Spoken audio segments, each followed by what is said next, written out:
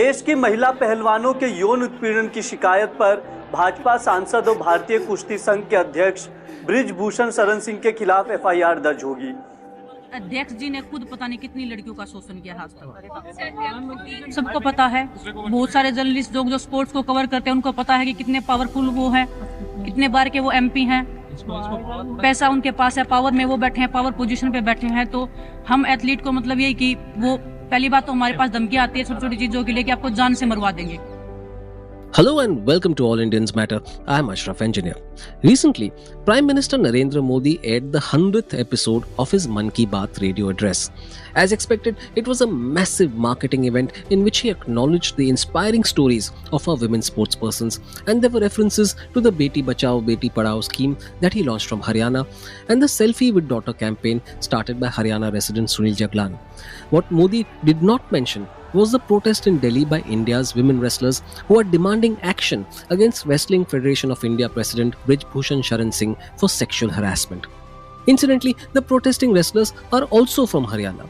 Singh is a Bharatiya Janata Party MP, a bahubali from Kaisarganj in Uttar Pradesh, and his party maintained a stony silence on the matter for days. At the time of making this episode, Singh was still in the chair at the Federation, although that could change by the time this episode is out.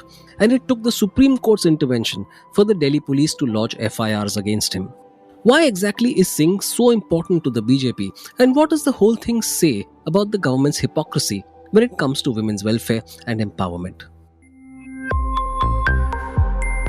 All Indians matter. First of all, who is Brij Bhushan Singh? As I said, he is a bahubali or strong man, and he wields enormous clout in Kaisarganj. That means he is no saint. Senior advocate Kapil Sibal told the Supreme Court that there were 40 cases against Singh. A few months ago, a court acquitted him in a 29-year-old case of attempt to murder former Uttar Pradesh Minister Vinod Kumar Singh, but it did not give him a clean chit. The court pulled up investigators for making no effort to collect evidence. In a media interview, Singh said on camera, "मेरे जीवन में मेरे हाथ से एक हत्या हुई है. लोग कुछ भी कहे, मैंने एक हत्या की है." Stop quote. That translates as, "I have committed one murder in my life. Whatever people may say, I have committed one murder." In the 1990s, Singh spent several months in jail under the Terrorist and Disruptive Activities Act, or TADA, for allegedly helping Don Dawood Ibrahim's men. So why did the BJP patronize and protect him? First of all, his political usefulness. Brij Bhushan Singh is a 6-term MP from 3 different constituencies, Gonda, Balrampur and Kaisarganj. He has followers among Rajputs in other constituencies as well.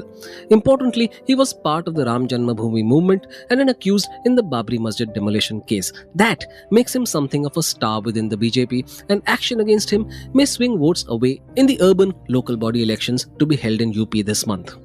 The other reason, of course, could be that the BJP simply doesn't care. It has always chosen to brazen out adverse news, simply ignoring it, confident that its divisive agenda is enough to ensure against electoral setbacks. The media, of course, plays a great supporting role. For instance, when Union Minister Ajay Mishra's son Ashish ran over protesting farmers in Lakhimpur Kheri in 2022, the BJP looked the other way and the minister continued to enjoy the party's support. This time around, the BJP is calculating that the wrestlers' protest will have no electoral fallout, and so not only can the party ignore it, it can even turn off water and power supply to the protest site. What's worrying also is the utter silence of most of our sporting and cultural icons. It is to the eternal credit of Olympic medal winners Neeraj Chopra and Abhinav Bindra and multiple Grand Slam doubles winner Sania Mirza that they backed the wrestlers publicly. But conspicuous by their silence were our cricketers and other sportspersons. What was shocking was PT Usha's reaction. The former track star and current president of the Indian Olympic Association termed the protest as indiscipline. As a woman and a former athlete, she should have displayed more empathy and, frankly, sense. The protest highlights how deep the rot is at the Wrestling Federation of India. It was in January this year that the wrestlers first protested. The government set up an oversight committee asking it to submit a report by February end.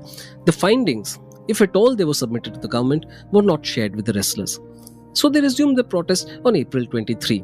It now emerges that Paramjeet Malik, a physiotherapist, had said that 3 junior women wrestlers had told him about the sexual harassment and had also confided in the then women's coach Kuldeep Malik. As expected, there was no action. So it's been more than 3 months since the matter was first raised. This sequence of events is typical of the fate of sexual harassment complaints in India. The usual response is to simply ignore their existence. Vinesh Phogat and Sakshi Malik, supported by Bajrang Punia, are award-winning wrestlers who have earned massive honours for India. What is the government telling us by ignoring them? That they are making up their claims and don't deserve even a hearing? That the allegations shouldn't be probed? That sexual harassment should be swept under the carpet and taken as a given? India's medal winners deserve better. The critical issue here is the lack of political will to take action and even to simply implement the law. So justice is elusive and routinely denied.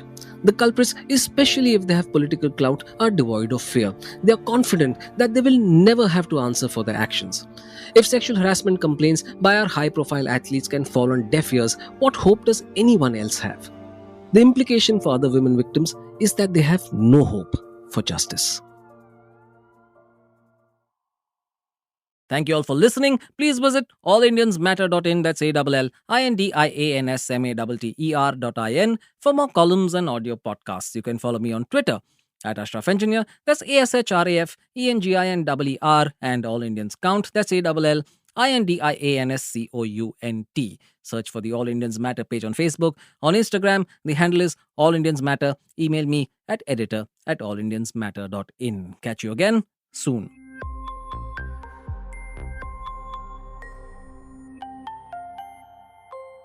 Do you know an Army mom who deserves an extra special gift this Mother's Day? Order a commemorative brick to be placed in her honor on the grounds of the National Museum of the United States Army in Alexandria, Virginia. You can personalize the brick with the perfect message and even order a replica to have as a keepsake. Order now and her brick will be installed by Veterans Day. Remember Mom's service in a way that will last forever. Design your brick and place your order at armyhistory.org. That's armyhistory.org.